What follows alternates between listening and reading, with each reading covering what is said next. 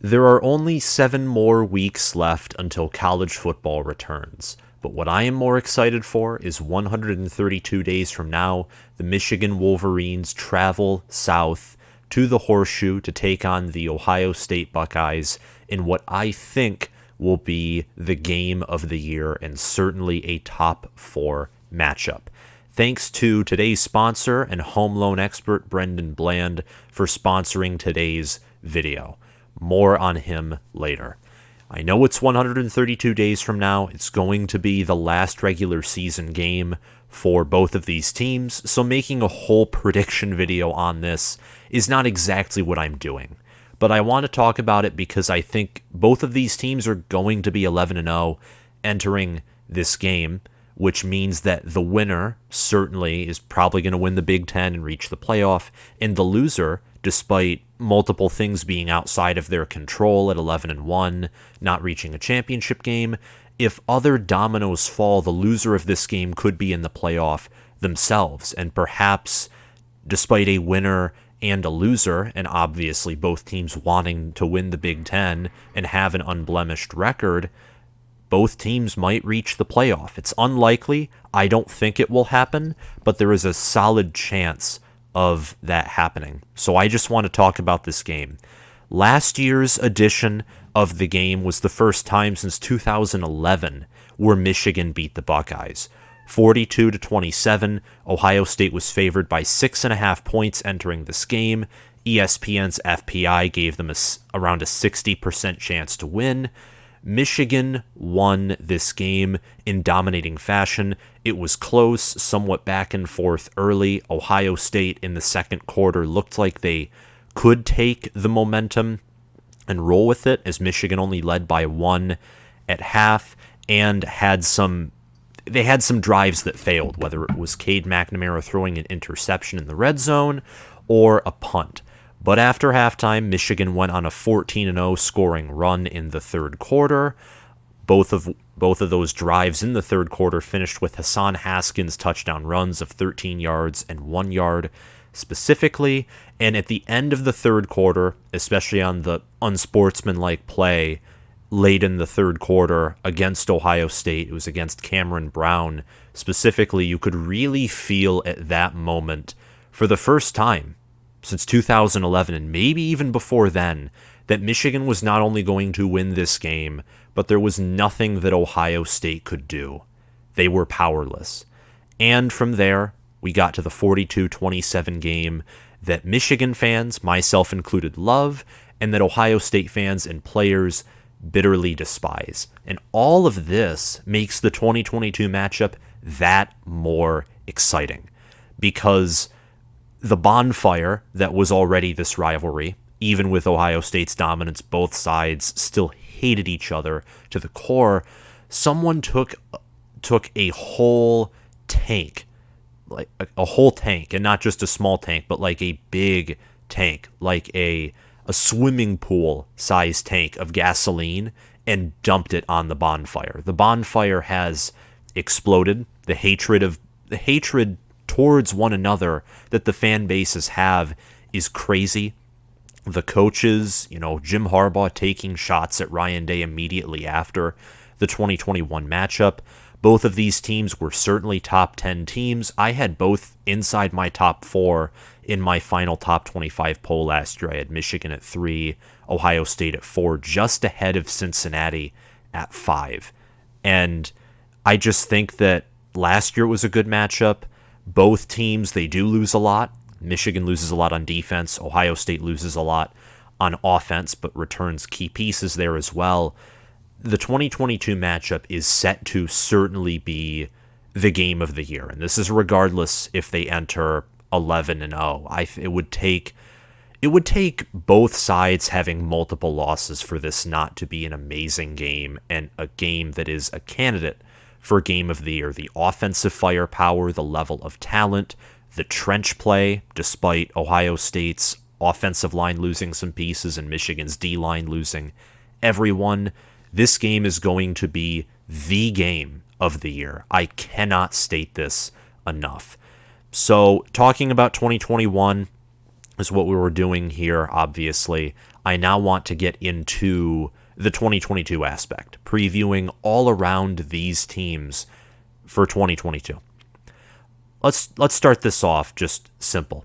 I have both teams inside my top 4, and I've had both teams inside my top 4 since the beginning of the preseason, which was immediately after the national championship game. I think I devised a top 25 immediately after that.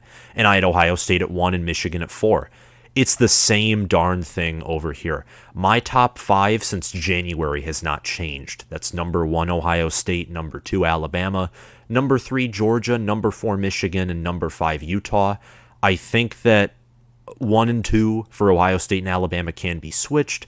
More or less so, I think there's an argument where you could maybe switch Georgia and Michigan, but you could also switch Georgia and Alabama, and I'd be perfectly fine with that. I think the top 3 certainly have reason to be where they are. And Michigan inside the top 4 has a little bit of controversy or bias, and I'm not saying from me, but people see that and they think that, like, wow, why do you have them there? And it's because of what they return at offensive line, the fact that their best transfer portal player, they only had brought in 2, is on the offensive line, so they're going to have a lot of production and experience there. They have a great coaching staff and such. And Ohio State at number 1, just look at their offense, look who they hired on defense, and you have your answer right there. So I have both of those teams inside my top 4. There are good reasons for that, and we'll go over more of those in a few minutes here, certainly. ESPN's FPI also has both in their top 6. They have Ohio State at 2, and they have Michigan at 6. They like the returning production for both of them. They have them both as, by quite a good margin, the 2 best teams in the nation. Not in the nation, pardon me. In the Big Ten. Not in the nation. Cannot forget about Alabama and Georgia. But in the Big Ten, it's Ohio State, it's Michigan, and then you go a whole tier lower, you get Michigan State, Penn State, Wisconsin, those teams who we'll discuss in other episodes. And ESPN, whether it's me, ESPN, whether it's ESPN's FPI, or just ESPN in general, who in their way too early top 25 has Ohio State at 2, and Michigan at 10, or 24/7 Sports, who has Ohio State at 2, and Michigan at number 9. Everyone thinks that these 2 teams are, well, almost everyone thinks that these 2 teams are top 10 teams. Everyone that I know of thinks Ohio State's at least a top 10, top 5, top 4 team. I would say 99% of people think that Michigan is a top 10 team. The remaining 1% thinks that Michigan at least is in the top 25. I have seen some lists, which I think are asinine because of how low Michigan and some other teams are, or the teams that have replaced Michigan in that top 10. But I have seen lists where Michigan is outside the top 10, and I think there are reasons for that, but outside of the top 15, that is going on a little bit of a stretch. But things happen, and at the end of the day, the games play out themselves. Preseason polls are, quite frankly, useless. They're just predictions. Another thing, both make up 40%. They are both 40% of my All Big Ten team. Just looking at my Big Ten preseason spreadsheet, which I've made with ranking position by position, scheduling predictions, organizing my All Big Ten team, which I'll make a video on in the coming weeks.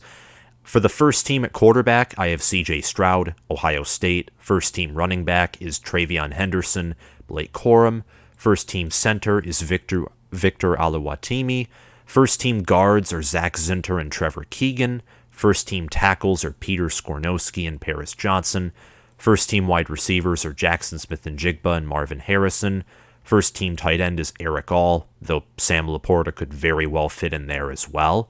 First team D tackle, no Michigan or Ohio State player. First team defensive end is JT Tuimoloau and Jack Sawyer. First team linebacker, no Michigan or Ohio State player. First team safety is 2 Minnesota players, and first team cornerback, I do for now do have Denzel Burke there. And first team kicker is Jake Moody, followed by Noah Ruggles at second. So you get the point. I have a plethora of Ohio State and Michigan players on my preseason All Big Ten teams, and most of them take up the first and second team spots by a big margin. Total first teamers that I have, Ohio State is 8, Michigan is 6. The next team, Nebraska, Michigan State, or Minnesota, are tied for third, and they only have 2 first teamers. So these 2 teams, in my opinion, national opinion, are far and away the best in the Big Ten. Ohio State, obviously, just a little bit, anywhere from a little bit to a decent chunk higher than Michigan. I wouldn't say there's this wide, impossible gap like there would be between, say, Ohio State and Wisconsin. And what helps these 2 teams even more, especially when it comes to being 11-0 entering the game, they both have strength of schedules, or remaining strength of schedules, because we won't know truly how strong their strength of schedules are until the end of the year. They have predicted strength of schedules outside of the top 25. Michigan's is 29th, according to ESPN's FPI. Ohio State's is 35th. And I think that for both of these teams, this will be each other's hardest matchup. Michigan's second hardest will be against Michigan State. I think Ohio State's second hardest will be against Penn State, and neither of those matchups will come close to how challenging it will be for both sides when they take the field against each other. Now we are going to move on and talk about today's sponsor, coming back to Brendon Bland, who is a friend of the channel and actually an Ohio State fan, and the way we connected was through this channel. So let's talk about home field advantage. We all know that playing in your stadium with fans in the stands can make all the difference in the final moments of a close game.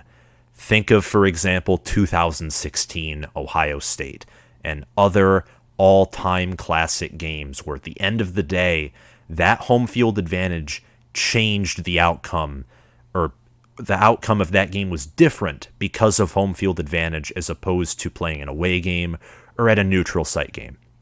Just like winning in the Big Ten is not easy, and truth be told, it is not. It's not a cakewalk when you're trying to buy a home. When you're deciding on where home field advantage will be, you need the advantage of a winning home loan team. Friend of the channel and home loan expert Brendon Bland is here to help you dive across the goal line of home ownership. Brendon is a Zillow 5-star rated home loan officer who has a passion for helping others achieve their dream of home ownership. Unlike most online lenders, I love that Brendon and his team leverage the latest in digital technology while still taking a personal approach to understand what's important to you and your family during this exciting time.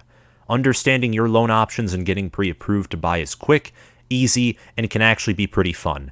Working with Brendon gives you access to amazing resources, including super accurate loan calculators, credit improvement tools, and even a personal loan website that allows you to review your custom loan plan at any time during your search. How cool is that? A personal approach, coupled with support during every step of the process, means you will never feel alone. Think of yourself as the QB of your home search, and Brendon is your offensive line. Without a good offensive line, how far are you going to get?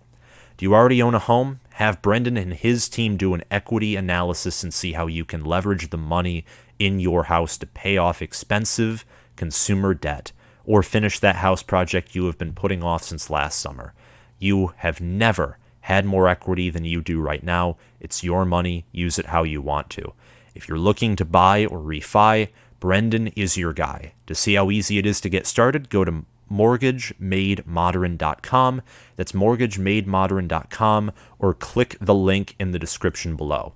Again, thanks to friend of the channel and sponsor Brendon Bland for sponsoring today's video. Let's talk about Michigan, specifically Michigan, entering 2022. Michigan was 12-2 last year. Jim Harbaugh won the Big Ten and won the conference in which he resided in for the first time in his career. 12-2, Michigan's best season since 1997, the first time Michigan won the Big Ten since 2004, First time they won it outright since 2003. They were 8-1 in conference. Their 2 losses going to conference foe and in-state rival Michigan State, who finished in the top 10, and the national champion Georgia Bulldogs, who, as being national champions, finishes the number 1 team in the country. Michigan returns a lot of production on offense, and they return little production on defense. 8 returning starters on offense, 4 on defense, 2 on special teams. Losing Aiden Hutchinson, David Ojabo, Christopher Hinton, and Hassan Haskins on offense, Josh Ross, Andrew Vistardis. The names keep going on and on. They lose a plethora of players, and by players I don't just mean guys who plugged in spots. I mean guys that Aiden Hutchinson, first rounder, Daxton Hill, first rounder, David Ojabo, if he didn't get injured, probably first rounder. There were 3 first-round caliber guys on that defense alone, and Michigan lost him. And Hassan Haskins, highest running back by Michigan drafted since Mike Hart, that is another big loss. And I know that Blake Corum and Donovan Edwards exist. They are going to help make the offense more explosive. I like them. I think Blake Corum is a top 10, top 5 running back in the nation. Donovan Edwards is going to be one of the best, if not the best, backup or second string running back in the nation. And I have Michigan's running back room being the best in the Big Ten, along with their offensive line room and tight end room, not just including starters, but including depth as well. Michigan's offense is primed and loaded, and their defense has question marks there, but given Harbaugh's resume, it's the offense that needs to be questioned. It is the offense. The defense under Harbaugh, look at 2017, it reloads. Look at 2016, 2015, the first year Harbaugh got there, top 10 defense. The offense was what had struggles at points, especially against great defenses. The question is the offense. Can Michigan have an elite, explosive offense? Because if they do, there's a great chance they go 11-0 entering the game, and there is a great chance they will win in Columbus for the first time since 2000. If they have that elite, explosive offense, which I think they are capable of having, and I lean more toward them having that than not, even with Ohio State's defensive improvements, Michigan still has more than a fighting chance. But it's a question. It's a valid question. It's a question that can help be determined by whether you start Cade McNamara or J.J. McCarthy, and that's not it either. It's a question of how this offense is going to be coordinated. Josh Gaddis left for Miami.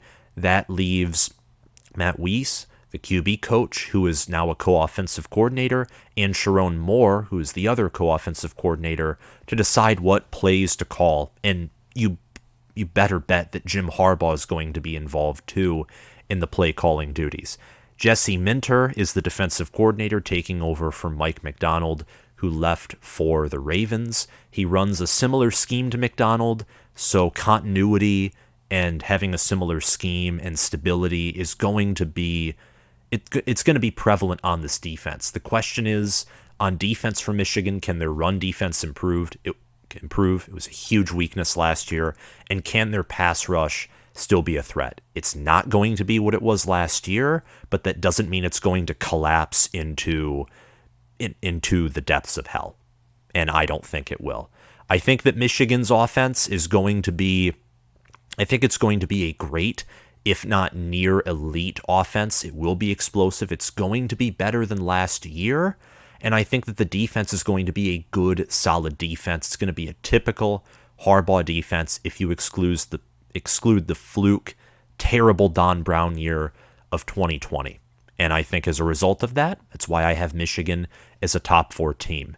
Look out on their offense for Blake Corum, Eric All, Donovan Edwards. Look out for Alu Aluwatimi, Zach Zinter, Trevor Keegan, Ryan Hayes, Trente Jones. Look out for Ronnie Bell to have a comeback year, along with Cornelius Johnson, Roman Wilson. Very underrated wide receiver room. The battle between J.J. McCarthy and Cade McNamara is going to be interesting. I don't think Michigan can go wrong with either. Now let's talk about the Buckeyes. The Buckeyes, who are certainly, in my opinion, going to have an elite offense. The question for Ohio State doesn't really revolve around the offense at all. Because like I was just talking about with Jim Harbaugh, where you can look at Harbaugh's resume and his teams are very solid defensively, if you exclude 2020 at Michigan and some of his earlier Stanford teams when he was in the process of rebuilding Stanford, Ryan Day has a resume for offense. The 2018 Ohio State offense was one of the best in the Urban Meyer era. It was certainly, I think, the best passing offense in the Urban Meyer era at Ohio State. 2019's offense was fantastic. The 2020 offense was fantastic. The 2021 offense was fantastic. So Ryan Day has a resume on offense. They returned 13 starters, 6 on offense, 7 on defense, and on special teams, they return, let me just scroll back up here real quick, 1 special teamer, that being kicker Noah Ruggles, who's one of the better kickers in the nation. Ohio State, the offense isn't the question, it's the defense. Because like I was talking about with Michigan's run defense and how it was a big weakness last year, Ohio State's entire defense was a weakness for them last year. The secondary, which was the worst unit by far for Ohio State in 2020, improved a little bit, and only by improving a little bit was it the best unit on the field. That's how bad the entire defense was. It was a terrible defensive unit. Ohio State being a team that under Jim Tressel, that under Urban Meyer, and under even Ryan Day in 2019 has had fantastic defenses. This one was criminally underwhelming. 5 stars at most positions, especially on the D-line. And at the end of the day, when the D-line faced any competent O-line, Oregon, Michigan, for example, they had nothing. They could do nothing. Ohio State on offense loses wide receiver Garrett Wilson, Chris Olave, guard Thayer Munford, offensive tackle Nicholas Petit-Frere, and on defense they lose, for example, defensive tackle Haskell Garrett, who is one of the better players on that defensive line. But despite those losses on offense, 2 first-round wide receivers, I think that they're going to reload there. Jackson Smith-Njigba, who at the beginning of the year was wide receiver 3 and who led the team in receiving yards, he's returning. You had Marvin Harrison Jr., who shined in the Rose Bowl. Emeka Egbuka, who is a great returner, is coming back, obviously. He's a 5-star coming out of high school. I expect him to be wide receiver 3 this year. And you also have Julian Fleming, who, if healthy, can finally have the breakout year that Ohio State has been looking for. Ohio State also returns Travion Henderson at running back, Mayan Williams there too, Evan Pryor as well is a great third stringer. So their running back room, I was talking about how Michigan is the best in the Big Ten, and I think could actually contend for the best nationally. Ohio State very well, it could be the same story. Ohio State's 3 deep is fantastic. You really couldn't ask for a better 3 deep. And Travion Henderson is certainly a top 10, top 5 running back, the best running back in the nation, in my opinion, in open space. It's just fantastic. There is no question in my mind that Ohio State will have an elite offense. None. Even with the losses it sustained, it might even be better than last season, because Stroud last year, early in the year, did struggle. He did struggle against Michigan, for example, part of that being his offensive line. And even when he did, quote-unquote, struggle in that game, he still put up good numbers. He was still one of the primary reasons why his team was in the game. No offensive line support, and with his wide receivers, he just kept working, and in the fourth quarter, he put up a fight.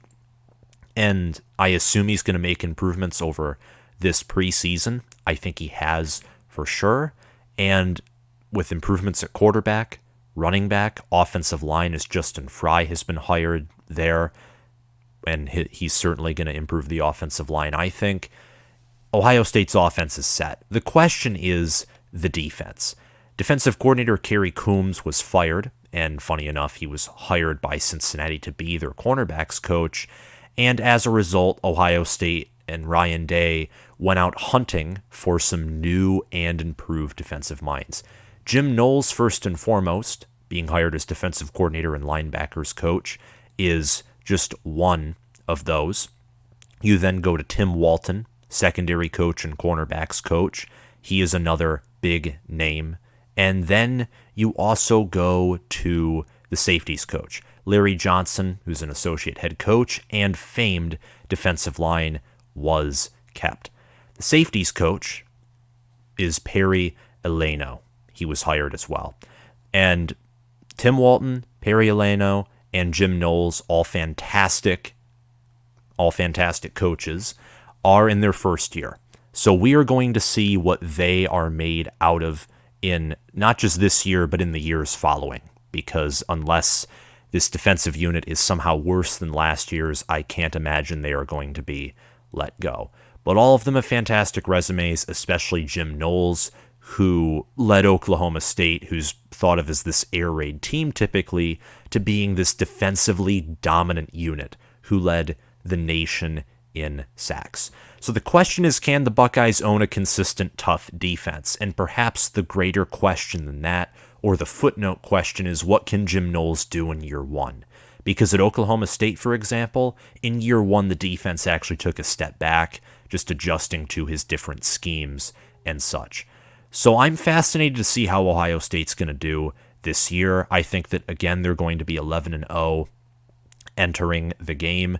I think their defense in fundamentals, so especially in tackling and just overall being a more cohesive, disciplined unit, is going to improve. And even with the talent they have, which means they're going to have a lot of potential power, and there is a chance that their defense can just take a huge leap forward because of all the 4 stars and 5 stars on the roster, I think it's going to take at least one more year before you see the famed and vaunted top 10 Ohio State defense return. But I think the defense is going to improve, and that combined with an elite offense, just like Michigan's great offense, combined with a good and reloading defense, it's going to make for an elite Ohio State team. It's the reason I have them at number 1 and favor them to go 15-0 and win the national title. So 2 teams who will be more offensive than defensive, matching up in Columbus in a cold game where Ohio State is they're going to play Michigan in their own home stadium for the first time since 2018, which was a shootout and a bloodbath. It's going to be similar to the 18 game in the fact that I think it's going to be a shootout, and it's going to be a closer shootout, though. I don't think it's going to be a bloodbath, but I have to give it to Ohio State here. Michigan, I think they did break much of the mental barrier that Ohio State had over them, and seeing that most of Ohio State's current roster hasn't beaten Michigan since 2019, Michigan has a chance to, if they win this game, maybe cement their own mental edge against the Buckeyes for the first time since the John Cooper era, but they're going to have to win this game. It's in Columbus, which most of Michigan's roster themselves, except for kicker Jake Moody, because he played in that game and kicked field goals in that game, they haven't played in the shoe. Most of Michigan's roster hasn't. So it's going to be interesting. It's going to be a new experience for most of the Michigan team to play in Columbus. It's going to be a new experience for most of Ohio State's roster, weird enough to say this, if they do indeed beat Michigan, and I think they will. 48-41 is what I'm going with. I could easily see the score being lower, and there's a great chance that it will be, but with Michigan losing a lot on defense and Ohio State, I'm not anticipating their defensive unit to be fantastic just in one year. In college football, 1 year can either be it can be a lot. It can seem like ages, but on the field, in transformation of a team, especially when Ohio State hasn't raided the portal, they've gotten Tanner McAllister, for example, and a player from Arizona State, and I think maybe one other player. They haven't raided the portal. They've gotten 2, 3, or 4 portal additions.